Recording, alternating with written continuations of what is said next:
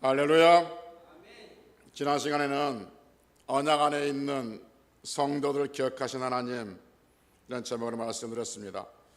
성도는 언약 안에 있는데 그 언약이라는 그릇에 기도, 구제, 섬김을 담아야 된다라는 말씀을 드렸습니다. 오늘은 사람이 약한 것이라는 제목으로 말씀을 드리려고 합니다. 여러분 혹시 가면증후군이란 말 들어보셨습니까? 가면증후군이란 말이 있는데, 그러니까 이게 무슨 말이냐면 사회적으로는 성공하고 남부러울 것이 없는 그 사람들도 자기 마음속에는 사실 나는 굉장히 무능하고 부족한 것이 많은데 사람들이 내 겉모습만 보고 판단하고 있다는 것을 알고 내 안에 있는 그 부족한 것이 들통나고 드러날까 봐 늘 불안해하고 염려하며 사는, 가면을 쓰고 사는 사람들, 그렇죠? 이걸 가면증후군이라고 한다고 그래요. 통계를 보면 우리 사람들의 70% 이상이 이러한 내면의 갈등을 겪고 산답니다. 그래서 사람들이 볼 때는 굉장히 부러움의 대상이고 회사에서 어떤 프로젝트를 잘해가지고 다른 사람들이 존경을 받고 인정을 받고 그러는데 속으로는 자기는 그만한 어떤 실력이 없다는 것을, 또 그만한 어떤 사람들에게 내세울 만한 자랑거리가 없다는 것을 알기에 늘 불안해 사는 사람들이죠. 겉으로 볼 때는 멀쩡하지만 속으로는 다 약점을 안고 불안해하면서 살아가고 있다는 것이죠. 그럼 세상에는 완벽한 사람은 없습니다. 단 한 명도 완벽한 사람은 없어요. 다들 안 그런 척, 강한 척 가면을 쓰고 버티고 있을 뿐이죠. 사람이 약하다는 것, 사람이 약점이 있다는 것은 하나님도 아십니다. 사람이 약하다는 것, 사람이 약점이 있다는 건 사탄도 압니다. 그래서 오늘은 사람이 약한 것에 대해서 사탄은 어떻게 우리 사람이 약한 것을 대하고 하나님은 우리 사람이 약한 것을 어떻게 역사하시는가를 살펴보고 은혜를 나누려고 합니다. 먼저 사람이 약한 것을 사탄은 어떻게 대하는가 한번 살펴봅시다.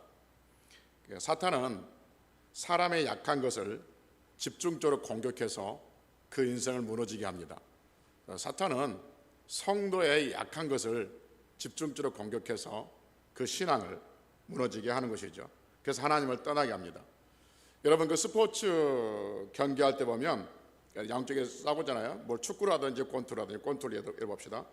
권투를 하면 상대방의 강한 쪽으로 공격합니까? 약한 쪽으로 공격합니까? 그렇죠. 약한 쪽을 공격합니다.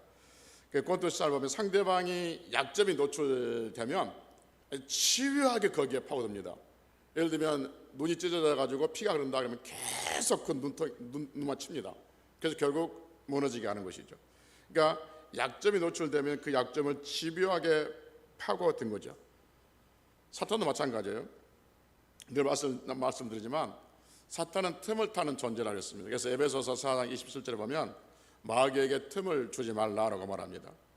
마귀는 틈을 타는데 사람의 강한 쪽에 틈을 타는 것이 아니라 약한 쪽에, 약한 부분에 틈을 타고 들어온다는 것이죠.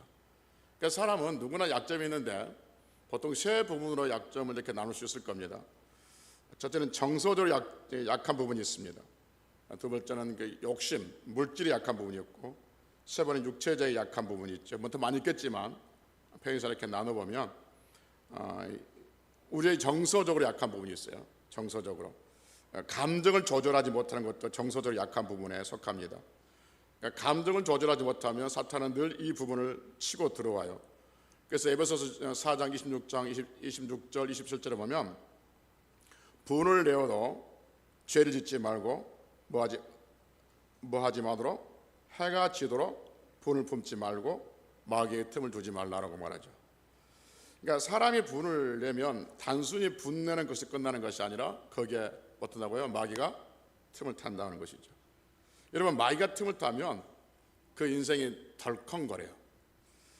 여러분 차를 타고 가다가 과속 방지턱 있잖아요. 이렇게 과속 방지턱을 지나가는데 주의하지 않고 덜컹 지나가면 괜찮습니다.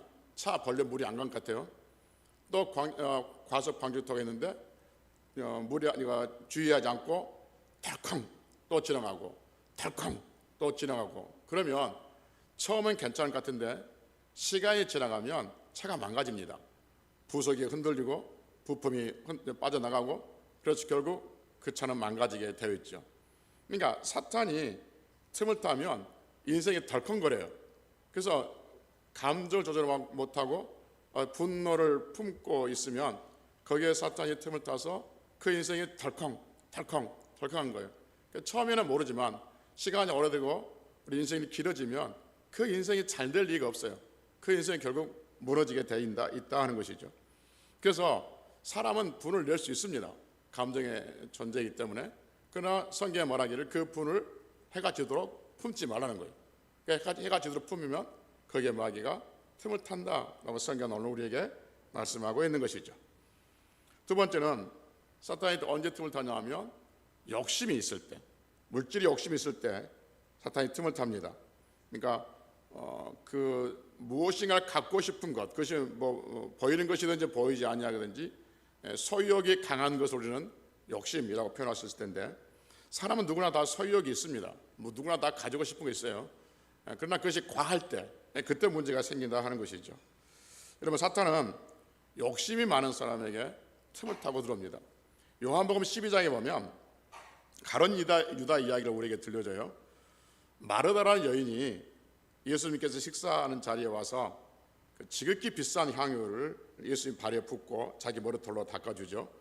그래서 이 모습을 본 가룟 유다가 뭐냐면 마르다를 책망하면서 이 비싼 향유를 팔아서 그 300데나리온이 되는 이 비싼 향유를 팔아서 가난한 사람에게 나누어 주지 왜 허비하느냐 이렇게 말하죠. 300데나리온이라면 그 노동자 1년 연봉이랍니다. 1년 연봉. 노동자 1년 연봉이 요즘 얼마 됩니까? 한 3천 됩니까? 2천 됩니까? 하여튼 성경도 비싼 향유라고 그랬어요. 그러니까 비싼 향유를 깨가지고 예수님의 발에 붓는 것을 그 가룟 유다가 책망하면서 왜 그걸 가난한 사람에게 팔아서 그 비싼 향유를 팔아서 가난한 사람에게 나눠주지 그렇게 허비하냐 이렇게 말하죠. 주변에 같은 제자들도 같은 생각을 하고 있었어요. 그래서 성경은 우리에게 이 사실을 뭐라고 말해주냐면 가룟 유다가 그렇게 말하는 것은 가난한 사람을 생각해서 그런 것이 아니라 돈깨를 맡은 자이기 때문에 그 돈을 자기가 훔쳐가려고 했다 이렇게 말합니다. 그러니까 300데나리온을 팔아가지고 헌금하면 그 공동체에 놓으면 그때 가룟 유다가 그 예수님 공동체의 회계를 맡고 있었거든요. 재정을 맡고 있었거든요. 그러니까 그 돈을 훔쳐가려고 했다라고 성경은 우리에게 알려줘요. 그 누구 알았겠어요? 그 마음을 아무도 몰랐지. 그런데 하나님은 알고 그것을 우리에게 알려줘요. 그런데 성경 그 다음의 이야기를 우리에게 또 알려준 게 뭐냐면, 여러분 이렇게 물욕이 많은, 이렇게 욕심이 많은 그 가룟 유다를 사탄이 알고 있을까요? 모를까요? 알고 있어요. 그래서 틈을 타요. 그 틈을 타서 어떻게 됐냐면 요한복음 13장 2절에 보면 마귀가 유다의 마음에 예수님을 팔 생각을 넣어줘요. 그래서 마귀의 그 생각, 마귀가 유다의 마음에 예수님을 팔 생각을 넣어준 그 생각을 가지고 유다는 예수님을 팔아요. 어떻게 제자가 스승을 팔 수 있습니까? 아무리 스승이 못났다 할지라도 어떻게 제자가 스승을 팔 수 있어요? 그럼 어떻게 했냐? 마귀가 그 안에 예수님 팔 생각을 넣어줬기 때문에요. 그럼 왜 그 많은 제자들 중에서 그 가룟 유다에게 왔느냐? 유다의 욕심, 그 욕심에 사탄이 알고 틈을 타고 결국 그 일을 벌인 것이죠. 그리고 우리는 압니다. 유다의 마지막이 얼마나 비참했는지 우리는 성경을 통해서 알고 있는 것이죠. 세 번째, 마귀가 틈을 타는 것은 육체가 약할 때, 즉 육체적으로 궁핍해 있을 때, 그때 마귀가 틈을 타죠. 성경에 보면 예수님께서 40일간 금식기도 하잖아요. 금식기도 끝나니까 마귀가 틈을 탑니다. 마귀가 틈을 타서 예수님을 시험하고 있는 것을 보게 되죠. 이렇게 사탄은 우리가 정서적으로 또 물질적으로 육체적으로 약해 있을 때 사탄은 성도들을 틈을 타서 흔들고 그의 믿음을 떨어뜨리게 하고 하나님을 덜 멀어지게 하는 그런 틈을 타는 존재로 역사한다는 것이죠. 그럼 우리 하나님은 우리 하나님은 우리가 약할 때 어떻게 하실까 하는 거죠. 우리 하나님은 성도가 약할 때 강하게 하실 줄로 믿습니다.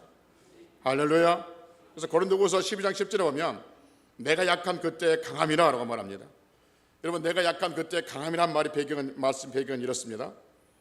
사도 바울이 육체에 자기 몸에 큰 질병이 하나 있었어요. 고치지 못한 질병이 있었는데 이 질병이 얼마나 고통스러웠던지 사도 바울이, 그 능력이 많던 사도 바울이 예수님께 이 질병에 떠나가기를 위해서 3번이나 기도했다고 해요. 이 질병이 얼마나 고통스러운지 사도 바울은 이 질병을 사탄의 사자 이렇게 말했어요. 사탄의 사자, 그러니까 사탄이 자기에게 주는 이 고통스러운 사자, 그러니까 사탄의 선물이라고 말하고 있는 거죠. 그래서 하나님 앞에 이 질병이 떠나가기를, 사탄의 사자를 거둬주기를 사도 바울이 3번이나 기도했어요. 그랬더니 하나님께서 응답하세요. 뭐라고 응답하시냐면 내 은혜가 내게 척하다 이렇게 말해요. 여러분, 하나님께서 말씀하실 내 은혜가 내게 척하다 말 때 그 하나님의 은혜가 뭐예요?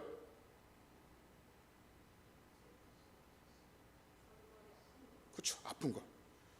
사도 바울은 이것을 뭐라고 생각하는 거예요? 사탄의 사자, 사탄이 주는 선물로 말하는데 하나님은 내 은혜다는 거예요. 내가 너한테 준 것이다 라고 말합니다. 그러면서 하신 말씀이 뭐냐 하면 내 약한 곳에 하나님의 능력이 머문다 라고 말하고 있는 것이죠. 그래서 하나님의 은혜, 즉 사도 바울이 약한 것을 위해서 하나님의 능력이 거기에 머문다 라고 말하죠. 그래서 이것을 알고 사도 바울은 뭐냐면 내가 약한 그때 강함이라 이렇게 말하고 있는 것이죠. 그러니까 하나님은 성도들이 약할 때 그 약함을 틈타서 성도를 무너뜨리는 것이 아니라 하나님의 능력으로 그 약한 부분을 채워주실 줄로 믿습니다. 그래서 성도들이 정서적으로나 물질적으로나 육체적으로 약한 부분이 있다면 그 약한 부분을 하나님께 가지고 나와서 하나님을 의지하고 하나님께 이 약한 부분을 올려드리면 하나님께서 그 약한 것을 통해서 하나님의 강함을, 하나님의 위대하심을 드러내는 놀라운 역사로 만들어내신다는 것이죠. 여러분, 우리 하나님, 우리가 어떤 존재인지 아십니다.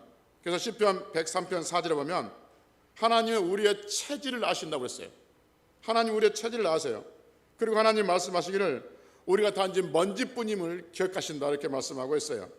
하나님은 우리가 어떻게 창조되었는지를 알고 계신 거예요. 그래서 우리가 얼마나 영적으로 육적으로 약한 존재인가를 우리 하나님은 알고 계신다는 것이죠.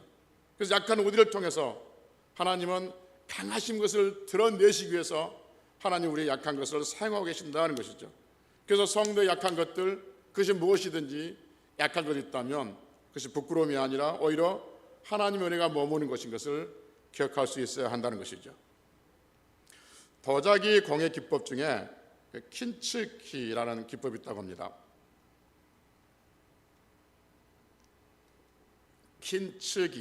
킨츠기라는 기법이 있다고 합니다. 귀한 도자기가 깨졌을 때 그것을 저는 지금 여기 모니터에 안 나와서 지금 나오기를 기다리면서 지금 말을 끌고 있었는데 이미 나왔네요. 그러니까 도자기가, 그러니까 그 귀한 정말로 보물 아끼는 도자기가 깨졌을 때 그것을 버리지 않고 깨진 그 틀과 금 자리를, 그러니까 금 같은 걸로 보석으로 메워서 다시 붙이는 기술 이런 거죠. 그러니까 놀라운 것은 뭐냐면 이렇게 수리된 도자기는 깨지기 전의 도자기보다 훨씬 더 가치를 인정받는다는 것이죠. 왜냐하면 깨진 틈 사이를 흘러내리는 금빛 그 선들이 그 도자기만이 세상에 딱 하나뿐인 유일한 도자기라는 것이죠. 아름다운 문양인 것이죠. 깨진 약점이 오히려 가장 빛나는 아름다움으로 재탄생되고 있다 하는 것이죠.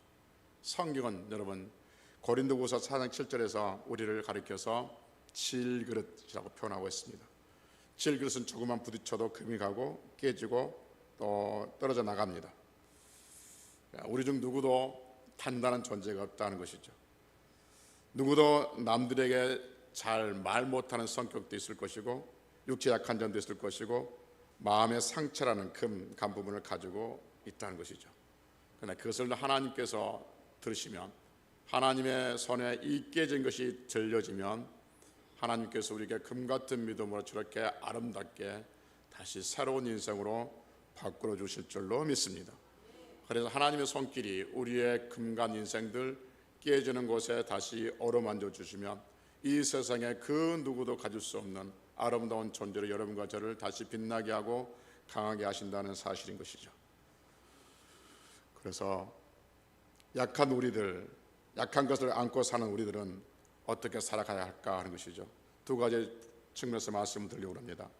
우리 모두는 다 약한 존재들인데 약한 우리는 어떻게 살 것인가? 두 가지 측면에서 말씀드릴 텐데, 첫째는 나는 개인은, 약한 개인은 어떻게 살 것이고, 우리 성도들은, 약한 성도들은 서로 어떻게 살 것인가에 대한 말씀을 드리려고 합니다. 여러분과 제가 약한 부분이 있다는 것을 인정한다면 절대적으로 하나님을 의지하며 살아가야 될 줄로 믿습니다. 그때 하나님께서 우리를 강하게 하세요. 여러분, 다윗과 골리앗 이야기를 잘 알잖아요. 하나님은 다윗과 골리앗의 싸움에서 누구에게 승리를 주셨습니까? 다윗에게 승리를 주셨습니다. 왜 하나님은 다윗에게 승리를 주셨습니까? 다윗이 약해서 그랬습니까? 여러분, 요즘 월드컵 하잖아요. 월드컵 하는데 우리나라 말고 우리와 전혀 상관없는 두 나라가 이제 게임을 하고 있어요. 그럼 여러분들은 잘한 편 듭니까? 못한 편 듭니까? 잘한 편을 듭니까? 대부분 그러니까 강자 편 듭니까? 약자 편 듭니까? 보통은 약자 편 들죠. 보통은 약자 편 듭니다. 그러면 우리 하나님도 다윗과 골리앗이 싸우니까 골리앗은 강하고 다윗은 약하니까 약한 다윗의 편을 들어서 다윗을 승리하게 했었을까요? 그러면요, 우리가 오해하지 말할 게 뭐냐면 하나님은 약한 자 편을 드시는 것은 아닙니다. 하나님은 하나님을 의지하는 자의 편을 드십니다. 사람들이 대부분 오해하는 게 뭐냐면 약한 자를 하나님께서 사용하신다고 하는데, 아니요 여러분, 약한 자가 하나님을 의지하지 않으면 그건 사탄의 노릇가 돼요. 약한 자가 하나님을 의지할 때 하나님께서 그를 사용하신 거예요.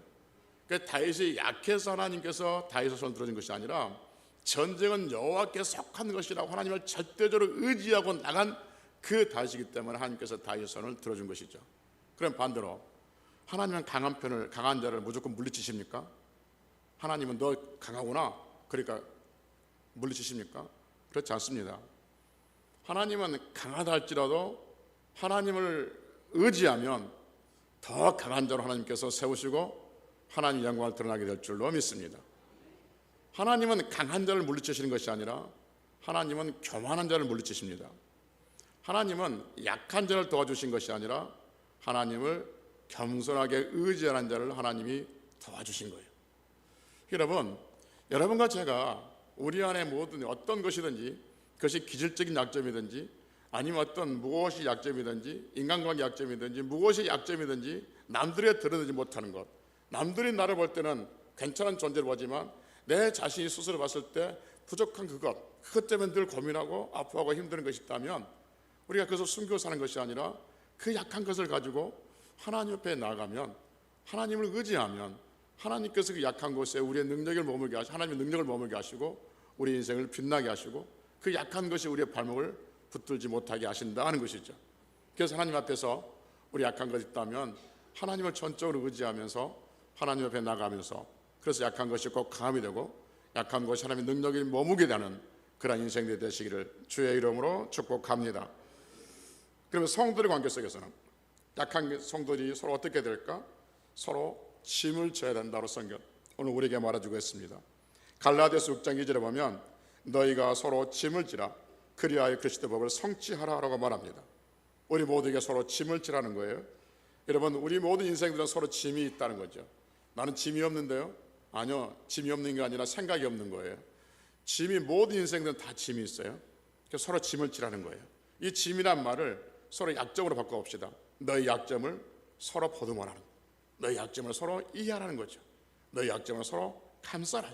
이게 서로 짐을 지라는 거예요. 그래서 그리스도의 법을 성취하라는 거예요. 그리스도의 법을 어떻게 성취하는 건가? 상대방 약점을 서로 이해하고 감싸주고 서로 져줄 때, 그때 그리스도의 법이 성취된다 하는 것이죠. 남들과 나가 다른 점들을 드러내고 나의 우월함을 자랑하는 것, 이것은 그리스도의 법을 성취하는 것이 아니라 사탄의 장난에 놀아가는 것이죠. 여러분, 세상은 그렇습니다. 세상은 잘 사는 사람들의 아파트와 못 사는 사람들의 아파트를 구분해서 서로 결혼을 하지 않으려고 합니다.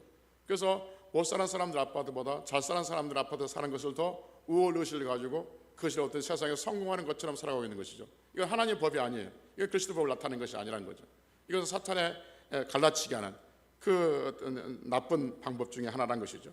여러분, 우리 예수님은 우리의 짐을 대신 져주신 줄로 믿습니다. 그래서 이사야 53장 4절에 보면 예수님이 우리의 질고를 지셨다고, 그리고 요한복음에도 보면 예수님이 우리의 십자가를 지셨다는 거죠. 우리 약한 것들, 질고, 질병과 고통, 그리고 우리의 죄, 약한 것들을 지시고 십자가를 짐으로 말미암아 우리 모든 인생들이 구원을 받았던 것을 우리는 알고 있는 것처럼, 성들이 서로 약한 부분들, 그 약한 부분들이 있다면 그것을 들춰내고 허물로 삼고 그리고 비아냥거리고 사는 것이 아니라 그것을 내가 서로 지고 있다면, 그리고 서로 허물을 덮고 산다면 그 교회 공동체는, 그 사회는 복 있고 힘 있고 건강한 공동체가 될 줄로 믿습니다. 여러분, 성도가 서로 짐을 질 때, 성도가 서로 약한 것을 껴안고 있을 때 사탄은 틈타지 못하고 있는 거죠. 교회 성도들, 식구들로 표현합니다. 우리 은혜로운 식구들이 서로 약한 부분을 붙들고 있을 때 사탄은 틈타지 못하고 오히려 하나님의 강한 역사가 일어나게 될 줄로 믿습니다. 우리 은혜로운 교회 성도들은 성도들이 같이 울 때 같이 울어줄 수 있고, 웃을 때 같이 울어줄 수 있는 그러한 성도들이 되어야 하는 것이죠. 로마서 12장 15절에 보면 즐거워하는 자들과 함께 즐거워하고 우는 자들과 함께 울라는 말씀이 있습니다. 따라서 합시다. 즐거워하는 자들과, 다시요, 즐거워하는 자들과 함께 즐거워하고 우는 자들과 함께 울라. 어느 그 유명한 그 강사가 어느 그룹에서 물었답니다. 함께 우는 것이 더 쉽습니까? 함께 우는 것이 더 쉽습니까? 앞에 내가 뭐라고 그랬어요? 두 개 더 그랬어요? 다시. 함께 우는 것이 더 쉽습니까? 함께 웃는 것이 더 쉽습니까? 라고 물었답니다. 이게 무슨 말이냐면, 어떤 사람이 슬픈 일이 당했어요. 슬픈 일이 당했으면 같이 울어주고 애통하고 아파하는 것이 쉽습니까? 아니면 한 사람이 어떤 좋은 일이 있어요. 그 좋은 일이 있으면 그 좋은 일에 같이 기뻐해주고 웃어주는 것이 더 쉽습니까? 라고 물었답니다. 그 놀랍게 대답은 어느 것이 더 쉽냐고 했을 때 우는 것이 쉽다 그랬어요. 우는 것이. 같이 울어줄 수 있답니다. 정말 애통할 수 있고. 근데 그 자식이 잘 되고 남편이 잘 되고 남들이 어떤 웃을 만한 일이 있을 때, 그때 같이 겉으로는 웃어주지만 속으로는 시기와 질투가 일어난다는 거예요. 그래서 자기 자식 생각나고 남의 자식 잘 된 거면 자기 자식이 믿게 보이고 오히려 한턱 먹으러 가가지고 기분 별로 좋지 않게 돌아온 경우들이 있다는 거죠. 그러니까 사람이 그래요. 함께 울어줄 수 있지만 함께 웃어주기는 어렵다는 거죠. 그런데 성경은 뭐라 하냐면, 그는 즐거워하는 자들과 함께 즐거워하고 우는 자들과 함께 울라라고 말합니다. 여러분, 성도는 어떤 사람이냐면 함께 하는 사람이에요. 함께 지체가 되고 함께 상속자가 되고 그리고 함께 약속에 참여하는 자가 된다라고 에베소서 3장 6절에서 우리에게 말씀하고 있는 것이죠. 우리 같은 성도들 한 가족으로 우리가 서로 짐을 지고 있다면 우리의 연약함이 오히려 하나님 은혜가 머무는 아름다운 역사가 될 것이고 아름다운 도구가 될 줄로 믿습니다. 여러분도 약점이 있고 나도 약점이 있고 그 약점들을 우리가 서로 짐을 지면서 하나님 앞에 남은 날들 살아가야 될 줄로 믿습니다. 정리를 합시다. 성들이라 해도 하나님 믿고 사는 우리들 할지라도 누구나 약한 부분이 있죠. 그 약한 부분이 정서적이든 물질적이든 육체적이든 그 약한 부분에 사탄은 틈을 타게 되어지는데, 우리 성도들은 사탄이 틈을 타지 못하도록 우리는 개인적으로는 그 약한 것을 가지고 하나님을 절대적으로 의지를 하고, 우리 성도는 서로가 짐을 지면서 사탄이 틈타지 못하고 하나님의 강력한 역사로 인해서 우리 교회가 힘있게 성장하고 하나님의 능력이 머무는 그런 성도의 개인, 그런 우리 교회가 되시기를 주의 이름으로 축복합니다.